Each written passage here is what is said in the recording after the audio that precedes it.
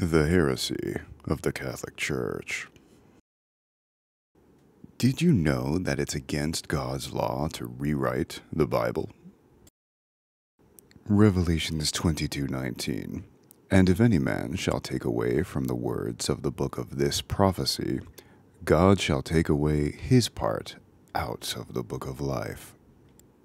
The Catholic Church rewrote it anyway. And commandment number 1. I am the Lord your God. You shall have no gods besides me. Second commandment. Do not take the name of the Lord your God in vain. Wrong.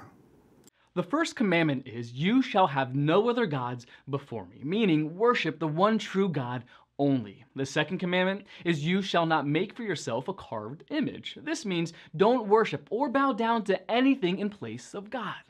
The third commandment is, you shall not take the name of the Lord your God in vain. This means do not use God's name irreverently or disrespectfully.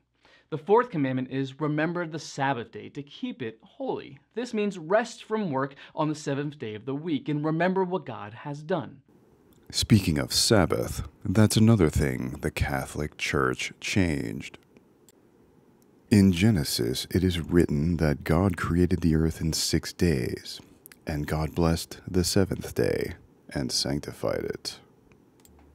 Since Sunday is actually the first day of the week, this means that the true Sabbath is actually Saturday. In fact, originally, Sunday was not even a day of rest. So how did Sunday eventually become recognized as the quote-unquote Christian Sabbath?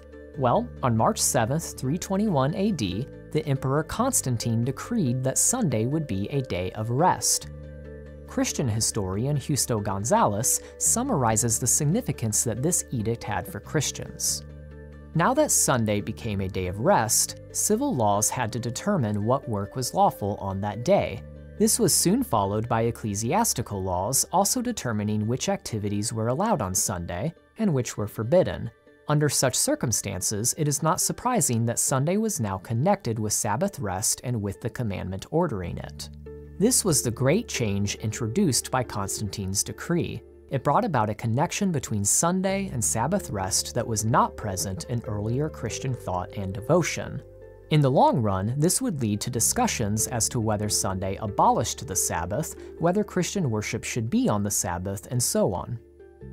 Constantine's decree opened the door for later ecclesiastical authorities to discourage Sabbath observance and mandate Sunday observance exclusively.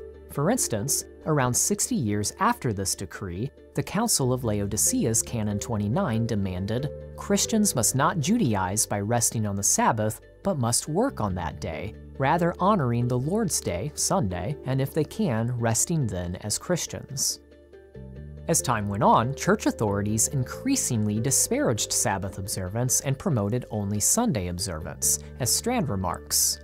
This process brought about a widespread conflict of Sunday with the seventh-day Sabbath, and eventually in medieval times this Sunday Sabbath came to displace the original Saturday Sabbath generally throughout Europe.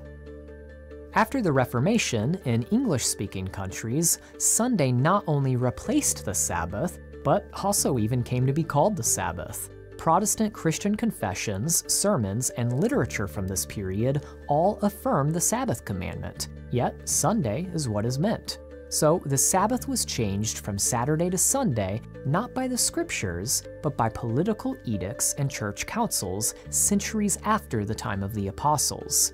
To be clear, there is nothing wrong with going to church on Sunday, or any other day for that matter. Historically, we know that Christians did hold religious services on Sunday.